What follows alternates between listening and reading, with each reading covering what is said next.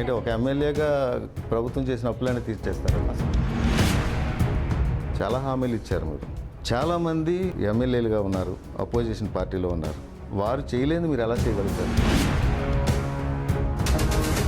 మీరు ఎమ్మెల్యేగా గెలిచినా మీరు పోరాటం చేయాల్సిందే. ఇది లైఫ్లో ఒకసారైనా చేయగలను. అధికారం వేరే వాళ్ళ చేతిలో ఉంది, మీ చేతిలో పవర్ లేదు. మీరు ఎలా రోడ్లు వేయించగలుగుతారు, ఎలా కాలువలు కట్టించగలుగుతారు, ఎలా మీరు మరుగుదొడ్లు కట్టించగలుగుతారు, ఎలా హామీలు మీరు నెరవేర్చగలుగుతారు?